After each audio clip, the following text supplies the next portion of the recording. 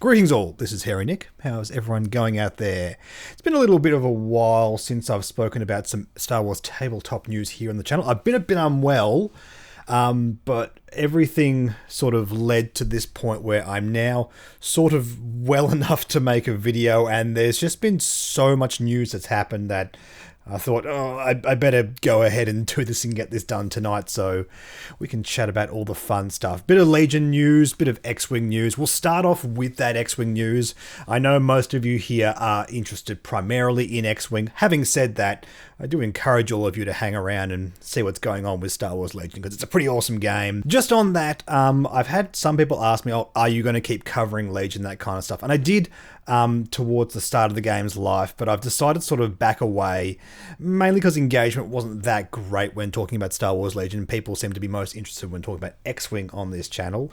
But I do want to talk about some of the new packs we're getting and some of the new models, because that at least does interest me, and I think it's something that's pretty cool, even if you're not into the gameplay so much. Let's start out with this X-Wing news. We have information about this new card pack, the Battle of Yavin scenario pack. Basically, it's something that's helping solidify AMG's new design direction for X-Wing. It's giving you these quick build cards. It's essentially an entire build on a card. You're getting some unique pilot abilities, even some unique upgrade abilities, as we're about to see as we go through these. But it's further simplifying list building, which of course is very much in the wheelhouse of what AMG is doing. So far, just talking to people about this, once again, we're getting the response of, I don't like the way the design direction's going. They're killing the game, rah, rah, rah, all that kind of stuff. I just want to encourage people that think that, look, this is the direction X-Wing's going. If you don't accept that now, you're going to get really angry every time we see something new come out. The best thing for you to do for your mental health at this point is just to make peace that this is the direction the game's going. Sort of getting angry every single time one of these things are revealed it's not good for you. I say this out of concern for people's well-being, not because it's like, you're wrong for liking the old way and not the new way AMG are doing things. FFG, you're terrible, AMG are amazing. It's all good. You're allowed to criticize the way the game's heading. It's just, it's a pattern I'm seeing with people, and I'm just like, hey, let's just have fun, give it a go. If you don't like it, no one's forcing you to stay around. What I am referring to, of course, is sort of like the watering down of list building. We already saw it with the way AMG were structuring points. It's now 1 to 20 points as opposed to 1 to 200 points. And upgrades is sort of a different point system. Now with these kinds of cards, you don't even have to have upgrades. They're decided for you. As far as we know, each of these pilots are going to cost the same as their customizable counterpart. We at least got word that this Han Solo that we'll take a look at first is the same cost as his customizable counterpart, meaning you either get this potentially cooler, arguably better ability, but no customization. It's all arguable. It's different abilities. I don't think it's better or worse. It's just different. Speaking of which, let's talk about this new Han Solo. Subtitle now, Battle of Yavin. So we have a new pilot ability.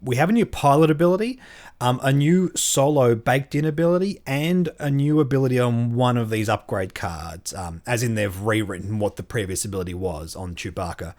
Han Solo reads, after performing an attack that hits, you may spend a charge to perform a coordinate. Now, he doesn't have a recurring charge each turn. He has 4 charges. So it's only 4 times per game, but that's still awesome. And Solo, this sort of baked-in pilot ability thing, not sure how this works.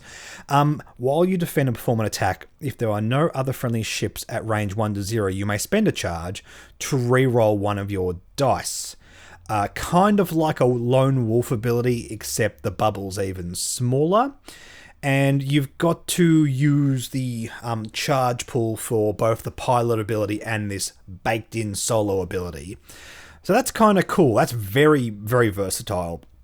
I think, between these two things, you're probably going to use all 4 charges every game. But if you're smart about it, you're going to use it well.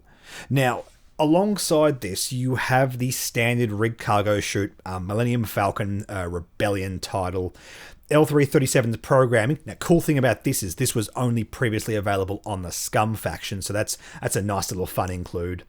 I quite like this because it means we have ways of introducing this card onto another faction without just wholesaling allowing it on every single pilot on that faction, which I think is a really, really cool design. If we're going to limit the way this card can get built out, it's kind of a fun thing to have a little bit of flavor from another faction. Yeah, I dig that a lot. The other thing here we have is Chewbacca, this new crew ability, different from his standard Rebel crew ability. After you perform a evade action, you may gain a focus token, which is awesome. You get the evade and focus token off doing one action, which is really, really solid. All of this seems very, very powerful. Now, is this more powerful than like a Han Solo build that's completely customizable? That remains to be seen. If we take a look at the Han Solo customizable build. So this is the kind of the equivalent, if we were to build this out, fully customized, of 11 points worth of upgrades, where the fully customized version of Han Solo can take 20 points. I am sort of approximating that number because L337 is a 4-point upgrade, but that's the front side of L337 on the Scum faction. I don't know whether it's better to have the front side of L337 or just have the programming side. Again, it's kind of weird design. I would say in general, with both the pilot abilities combined, that more than makes up for that difference in points. So it feels very, very similar in power level. It remains to be seen how this goes. I could easily see this end up being, say, 1 point more than the Han Solo fully customized build that you can do currently with all the different cards. That Han Solo cost 8 points, so we know that this one's going to start at 8 points. Maybe that's going to end up being 9 points when they rebalance, who knows. But and in spite of all that, I think 8 points feels about right when you compare it to other things in other factions, like Maul on the Gauntlet Fighter is 8 points, and this feels very similar in power level. So yeah, I'm going to say it's pretty good. I'm going to say it's a pretty solid option. Now, also on the Rebellion, we had Pops Krail. This is a new Y-Wing pilot. While you perform a turreted attack, you may reroll up to 2 attack die. Awesome. Hope. After another friendly ship at range 0 to 3 is destroyed, you may perform a focus or boost action, which is interesting. I don't think you necessarily should build around that kind of ability. Don't try and, dead man switch this whole situation, but fun nonetheless. So that pilot ability is awesome, but you got to remember, you can't just slap on a dorsal turret. It's only able to use the ion cannon turret, which is baked into this card. You don't have any other options, which I think is really cool. Alongside that, we have advanced proton torpedoes. Cool, but not the first thing I choose to take on a Y-Wing, but maybe that's sort of part of the balance of this kind of card. And R4 Astromech, the best Astromech ever. Yeah. Advanced proton torpedoes on a Y-Wing is a bit of a spicy choice, but I mean, it's good. Initiative 4, it's very hard to get off those range 1 shots. It's okay. It's okay. I think taking that over like your standard proton torpedoes is maybe a balancing choice on this, and I think that's potentially very interesting. Now, we had a little spread here as well of Luke Skywalker and Darth Vader, so we'll finish off the Rebellion with Luke Skywalker here. Luke actually has the same pilot ability that he does on his customizable card. After you are declared as the defender during an attack, you may recover 1 force. Wording's a little bit different, but essentially exact same ability. It also has the Hope ability, so if another friendly ship pops, you get a focus or boost, which is cool. We have this talent here, attack speed. Not an existing talent. This is sort of something new they've made for this.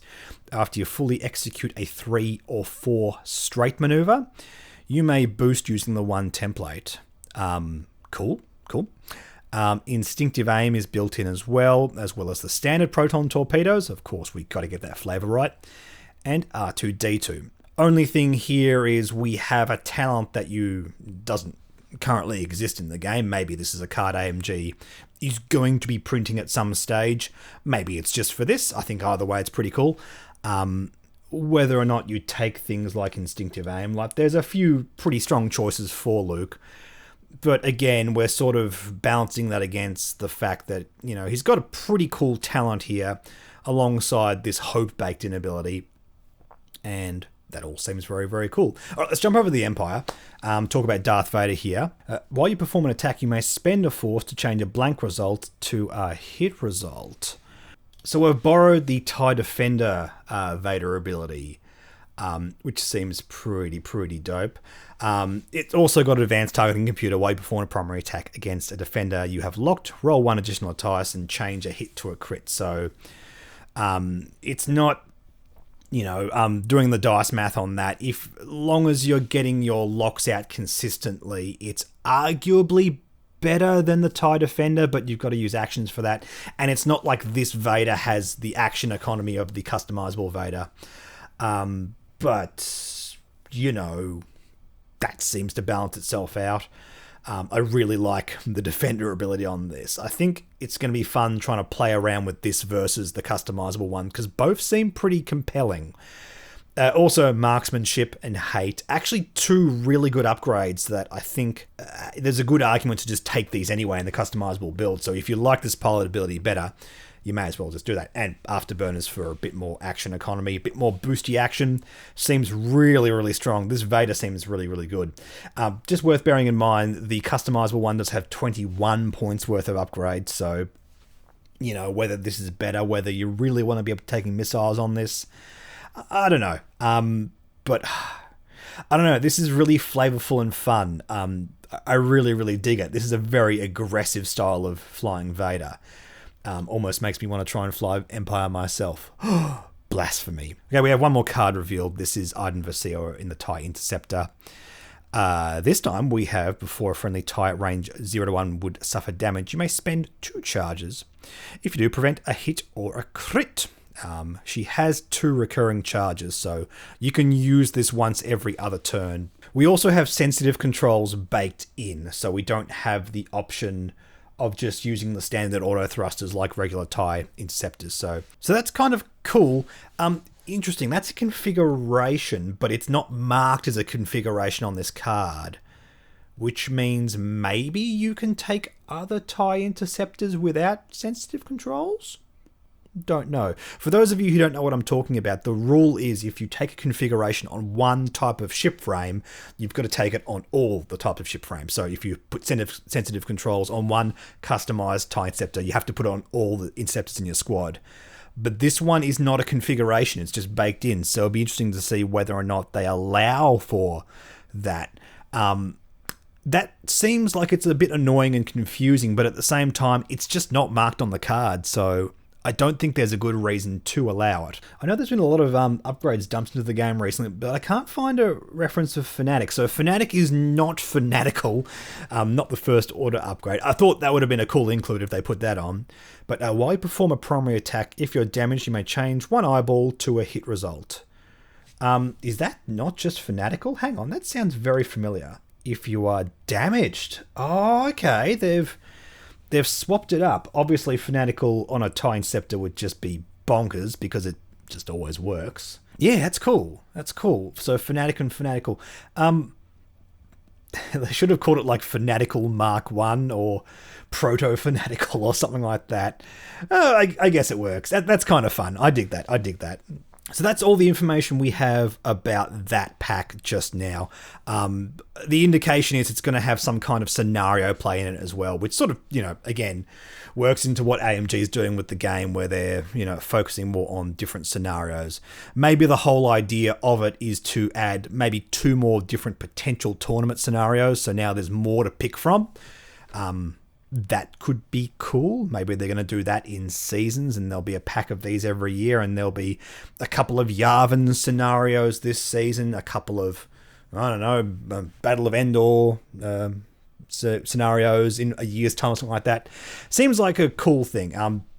I do like that AMG is doing this kind of stuff. If they are going to be, taking over the game and pushing it in their own design direction, then I'm all for them doing this kind of stuff.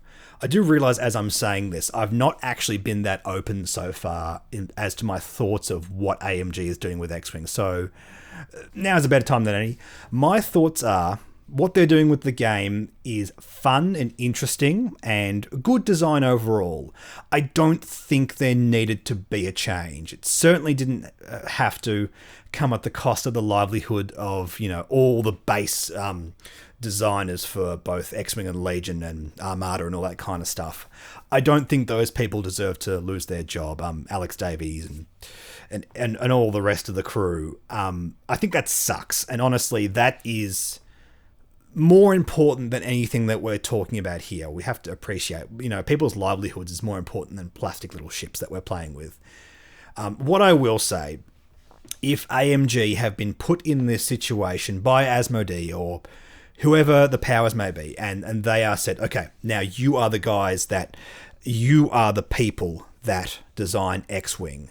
They have two choices. They either can just keep designing the game with the core design ethos of another design team, or they can go, look, we recognize there are certain issues that we feel this game has, and we have a design ethos that we can move forward with, which will fix it.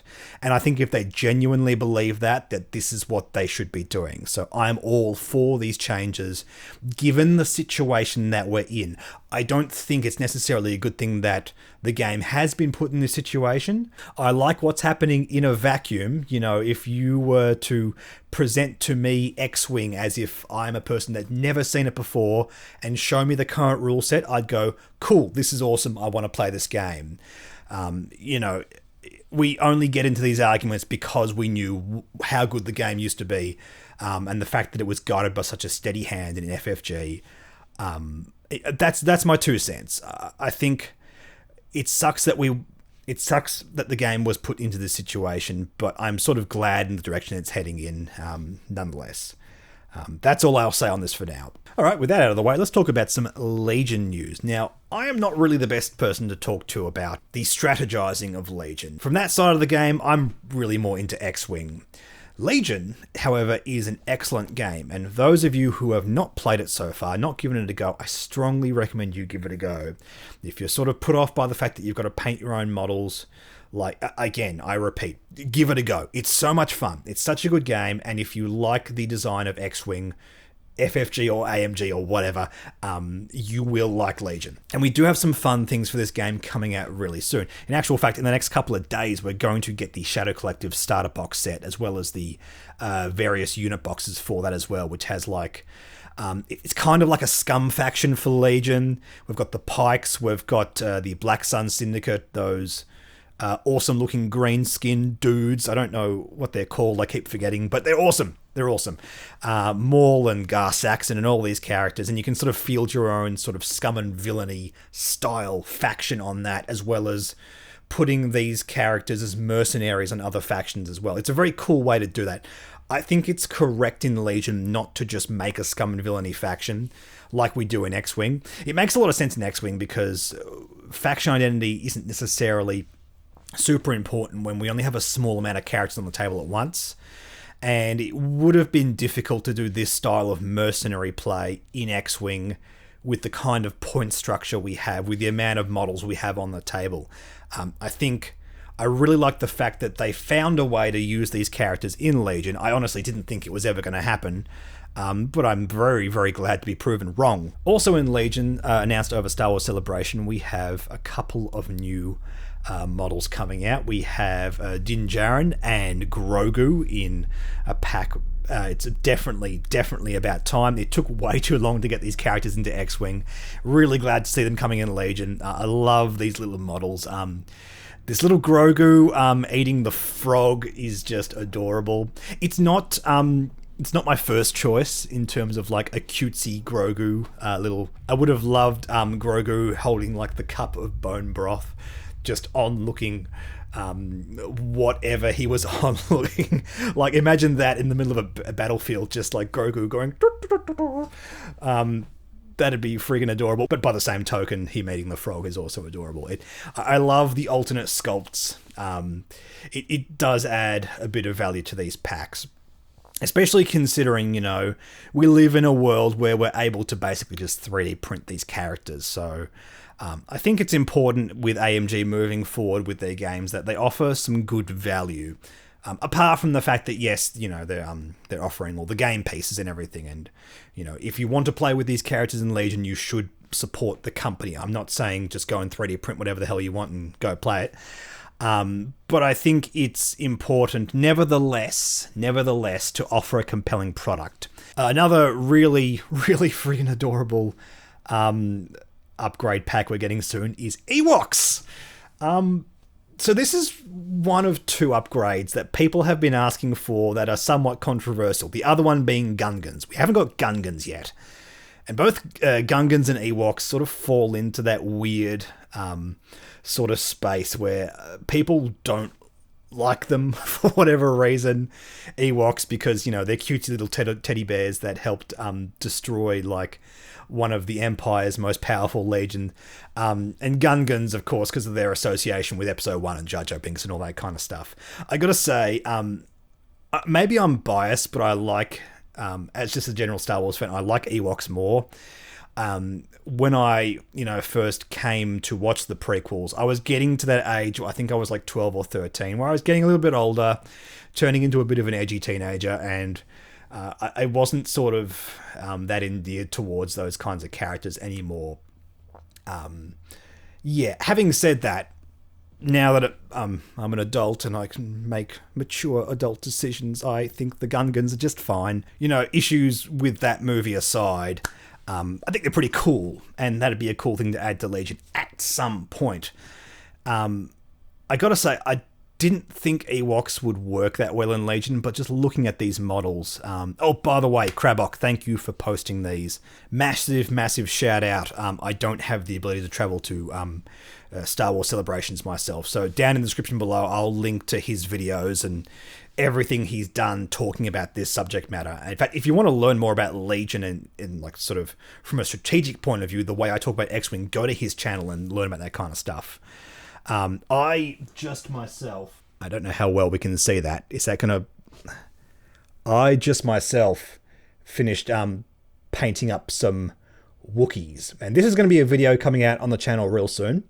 I don't know how well you can see that. Oh, can we get it to focus a bit closer?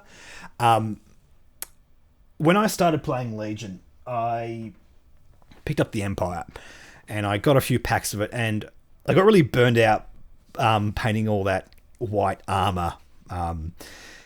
And it got to a stage where I felt like I had to buy everything for that faction, because that's what I do with X-Wing. I buy everything for the Scum faction and a few other bits and pieces, because I want to try everything on that faction. When you actually have to build and paint those models as well, that can get a bit time consuming, and it doesn't really work that well, and I wasn't really enjoying those models. Just recently I decided to get back into mini painting, and I thought, stuff that, I'm just going to get the Wookiees. I want these models. I want to paint these models. And I don't know if I'll ever, sort of get into playing many games with them, but I'm glad I did build them, had fun doing that and painting them, all that kind of stuff. And I feel very much the same way about these Ewoks. They might be absolute trash in the game, but let's give them a go. I want an army of Wookiees and Ewoks. I want an army of teddy bears of all different sizes. Whether or not that's good remains to be seen, but I want to find out. The other thing that was announced for Star Wars Legion were these battle forces, and this is not any new product per se, rather a repackaging of some old product. It's basically a starter or start collecting pack for each of the different factions within Legion, and I think these look absolutely fantastic. From a price point of view, these are excellent. And if I'm not mistaken, if we have a look at some of what's included in these packs, it's basically a list. You can buy this and put it on the table and play. And that is awesome. You could be in a situation as a newer player of just, calling up your local game store like, hey, you've got a Legion tournament at midday. Do you have XYZ Battle Force? Yes, we have this in stock. You could go to your local game store, you could buy the Battle Force, and if you give yourself like an hour just to assemble everything, you could be playing a Legion tournament that same day. That is awesome. Giving players that kind of opportunity, I think, is great, and it's a great move adding these kind of things to the game. If you work out the math, these all cost $150 US on the Asmodee website. That seems to be roughly like 2/3-ish the cost if you were to buy all of these units new. So great. Big saving. Much bigger than I would have expected at these times, but got no real complaints here. Just a few little niggling things I want to point out here.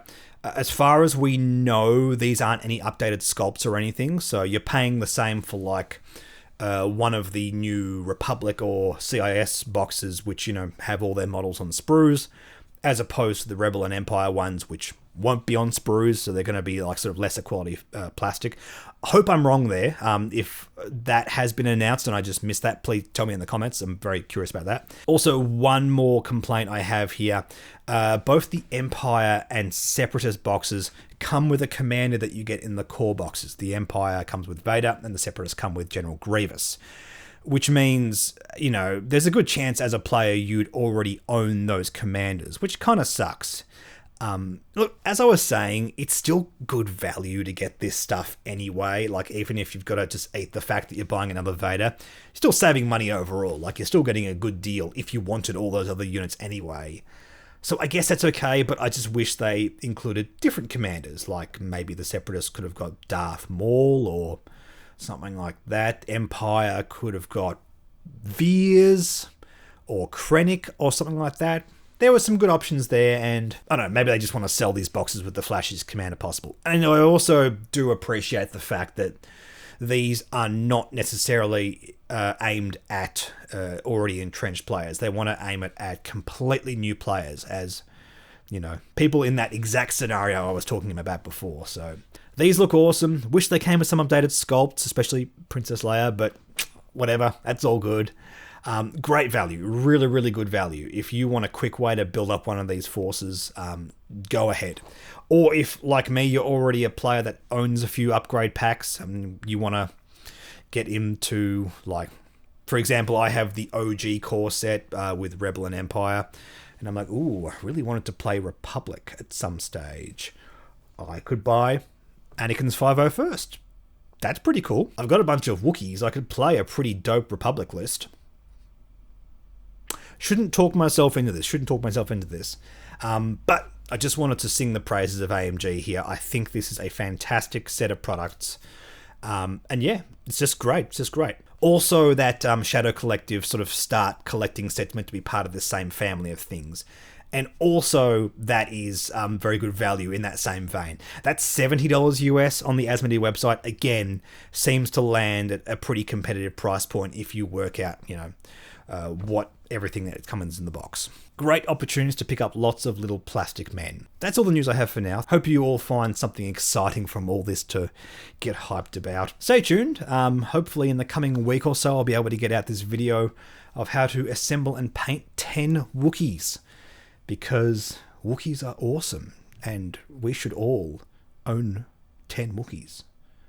Don't forget to like and subscribe. If you want to help support the channel even further, we do have a Patreon. Link for that down in the description below. Just $1 gets you access to the Patreon Discord, where you can hang out, chat about all different kinds of things. We're having a good time chatting about Obi-Wan Kenobi on there, and just discussing all Star Wars gaming, Star Wars media, all that kind of fun stuff. With all that in mind, I'll catch all of you in the next video.